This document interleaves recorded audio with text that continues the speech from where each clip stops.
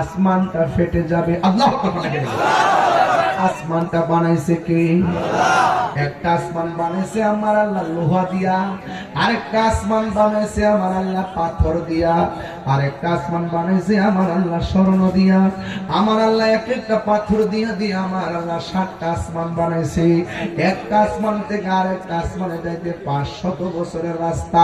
বন্ধুরে বন্ধুরে ও বাবা, একটা প্যান্ডেল সাজাইবো, অনেকগুলো বাঁশের ব্যবহার লাগাইলো, অনেকগুলো বাঁশ ছোট একটা পর্দা টানাইতে যাইয়া অনেকগুলা বাঁশ দিয়া ঠেকা দিল। অথচ আমাদের মাথার উপরে আসমান, আসমানটা এত ভারী কিন্তু কোনো খুঁটি আসেনি। আর জোরে গন্না খুঁটি আসেনি। খুঁটি ছাড়া 7টা স্তরের আসমান বানাইছে কে? আল্লাযী খালাকা 7 সামাওয়াতিন তিবাকা। আল্লাহ হলো তিনি যিনি আসমানটারে 7টা স্তরে বানাইলো, কিন্তু আমার আল্লাহ একটা খুঁটির ব্যবহার করে নাই। আপনারা জবান খুলে বলেন, এই খুঁটিবিহীন আসমানটা বানাইলো কে? আমার আল্লাহ এত সুন্দর আসমানটা বানাইলো। এই আকাশের মধ্যে চাঁদ আছে না নাই? আরো জোরে কোন আছে না নাই? ওই খুঁটিহীন নীল আকাশ ভুবন মাঝে তুমি কুদরতি ইশারায় রেখেছো। ও গো আল্লাহ শুকর তোমার, আমাকে যে মুসলিম করেছো। ও গো আল্লাহ শুকর তোমার, আমাকে যে মুসলিম করেছো। খুশি না বেজার?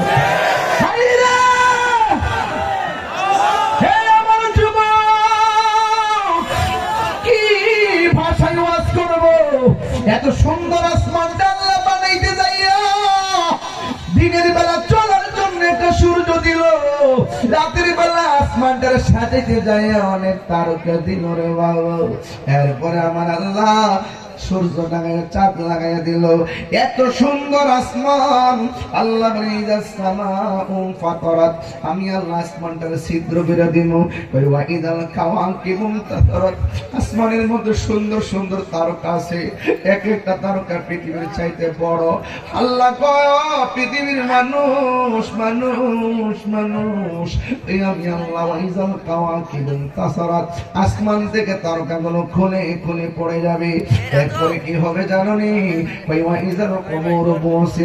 কবরের ভিতরে যত মানুষ গেছে রে, একদিন কবর থেকে বের হয়ে আইব রে। গায়ের মধ্যে কোনো জামা থাকবো না, পায়ের মধ্যে কোনো জুতা থাকবো না, থাকবো না।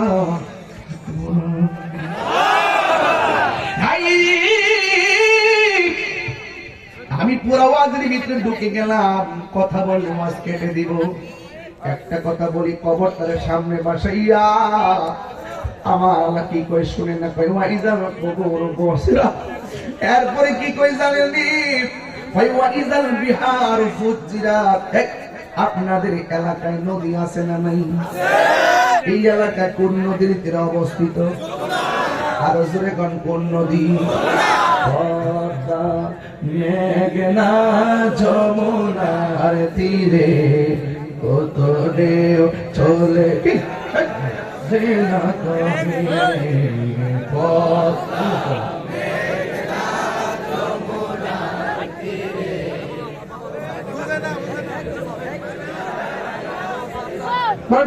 এই পদ্মা মেঘনা যমুনার তীরে কত দেও চলে যায়, আসে না তো ফিরে। একদিন আমিও হারিয়ে যাব, আসব না প্রভু ফিরে। এই পদ্মা মেঘনা যমুনার তীরে, কত ঢেউ চলে যা আসে না তো ফিরে। চারজন চার কাঁধে করে নিয়ে যাবে আমায় আপন ঘরে। চারজন চার কাঁধে করে নিয়ে যাবে আমায় আপন ঘরে। বড়ই পাতা গরম জলে শেষ বিদায় দিবে সব জনা।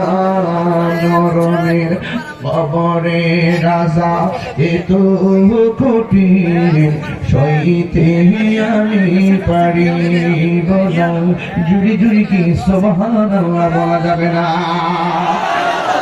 এই দুনিয়ার জমিনে পাহাড় আছে না নাই?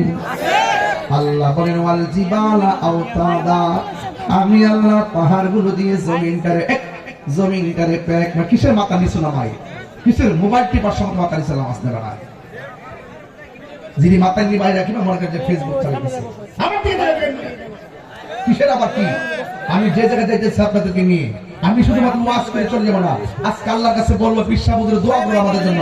আজকে আমরা যেন পাশাপাশি বসছি এভাবে যেন জান্নাতের ভিতরে নবীর কদমে থাকতে পারি, চাই না?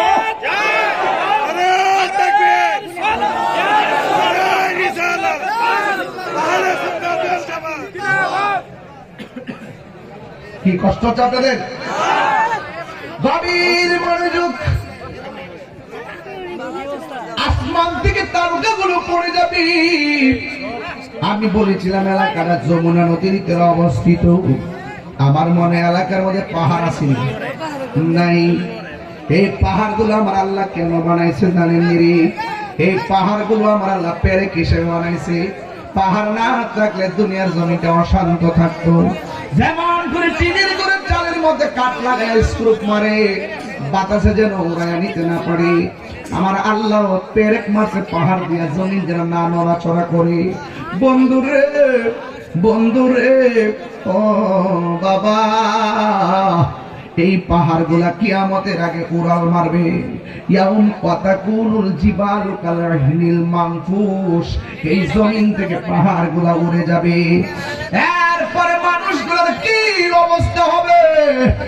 আল্লাহ রাব্বুল আলামিন ডাক দিয়ে কয় ইয়াউমা ইয়াকুনুন নাসু কাল ফারাশিল মাবসুস।